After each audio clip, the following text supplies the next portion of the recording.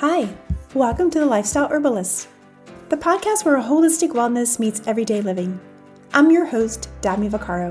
I'm a registered dental hygienist, a clinical herbalist, and a certified health coach. And I'm your co-host, Sabrina Cooper, a registered dental hygienist with a bachelor's in oral health promotion, a certified culinary nutritionist and herbalist, and a mindfulness and mindful eating coach. Together, we explore the intersection of holistic health, herbal wisdom, and joyful living. From plant-powered remedies to kitchen medicine, mindful moments, and conversations that feed the soul, we're here to help you feel vibrant, grounded, and inspired in your daily life. So steep a cup of something soothing, settle in, and let's grow well together one episode at a time, bringing you a healthy dose of happiness. Hello, friends, and welcome back to the Lifestyle Herbalist, where we talk about whole body wellness, natural healing, and a little lifestyle things that we often overlook, like our teeth. Yes, today we're going there. We're going to talk about why do people stop caring about their teeth? Because let's be honest, even the most wellness-focused humans out there, are they flossing or not? So, and everybody's had that time of life when they're just not doing the things maybe that they should be doing.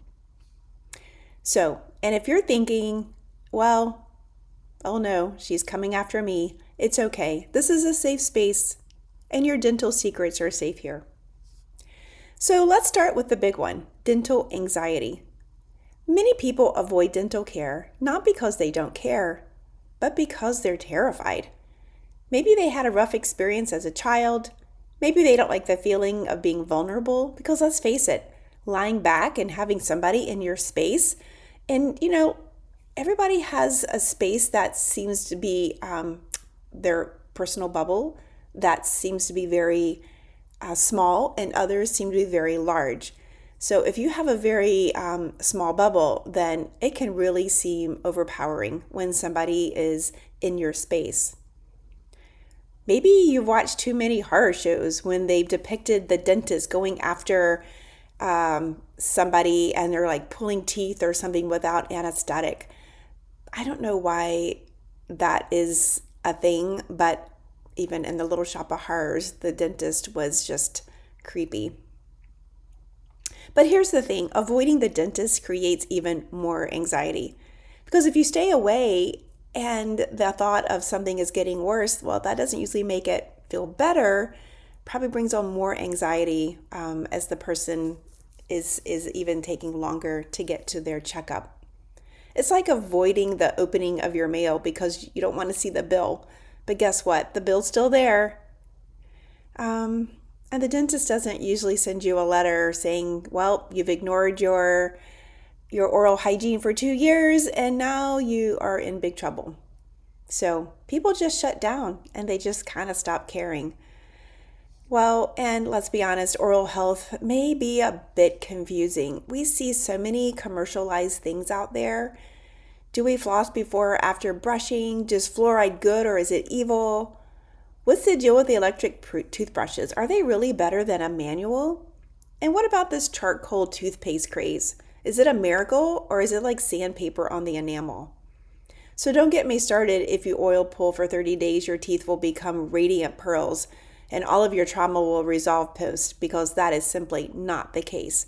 There are certainly some wonderful benefits to oil pulling, but not what the social media touts to be true. So when people feel confused, they do what humans often do. They freeze and do nothing. But teeth are kind of sneaky. Gum disease rarely hurts. And typically, you don't know you have a problem until one, you either have pain with an abscess or the teeth become loose. And at that point, well, there's not much bone around the teeth and it's a little too late. Cavities don't usually scream at you until they're basically in your soul. And people think, well, I'm fine because everything else feels fine. I've had patients over the years and I have found cavities, I have found cracks in teeth, and they say, oh, nothing hurts. Well, nothing hurts yet. But if you wait until it hurts, typically it's a bigger issue and typically it costs more money and the likelihood of it being a real long-term fix goes way down. Well, and I know life gets busy, and if this is true for you, especially my caregivers, my mamas, my business owners, my stressed out students, basically everyone alive in 2025, I know life can be very busy. But when life gets chaotic, oral health is even more vulnerable. It's often the first things to slide. You're exhausted, your toddler is screaming, your inbox has 114 unread emails, and suddenly brushing your teeth feels like running a marathon. We don't talk enough about the emotional load of caring for yourself. Sometimes it feels easier to collapse into bed than to spend 2 minutes brushing your teeth. Sometimes people stop caring for their teeth because they just feel embarrassed. I can't tell you how many times people have gone years without seeing a dentist, and they come in and they say, "I'm sorry, I've neglected things. It's a mess in there. I'm really embarrassed." And my response is typically, "Well, you're here today, so congratulations in making the first step." And truly, like, everybody thinks their mouth is the worst, but I can guarantee you that it's not. And I try to put people at ease as much as possible. And people avoid the dentist or good oral care because they're just embarrassed about the condition of their mouth. "I don't want to go back because it's been too long. I'm afraid they're going to judge me. What if everything is worse now?" And here's the truth, as someone who works with patients every day, we are not judging you. We're actually cheering you on just for showing up. This is where oral health gets really fascinating. Your mouth is not separate from your body. Your gums, your minerals, your microbiome, they all affect your systemic health. They affect your energy, inflammation, digestion, hormones, even your mental health. Once people understand that oral health is connected to the whole body health, well, many times they start caring again, not out of guilt, but out of empowerment. So, how can I as a dental hygienist motivate people to get back on track? And here's the hopeful part. If you're listening and you've been on the "I don't care about my teeth right now" season, let me give you a few gentle nudges. You don't need a 12-step oral hygiene care. You just need to start cleaning your teeth with a brush intentionally once a day. Add from there. Pick a tooth powder or a toothpaste flavor that you generally enjoy that makes a difference. Even baking soda for a lot of folks is all I ask people to do. Some folks really don't like flavoring agents, and to be honest, I don't love flavoring agents. So using just baking soda straight out of the box is perfectly okay. Choose a toothbrush that feels good. I love an electric toothbrush, particularly the Sonicare, but that's what I like. We have been touting the importance of using a mouth rinse for decades.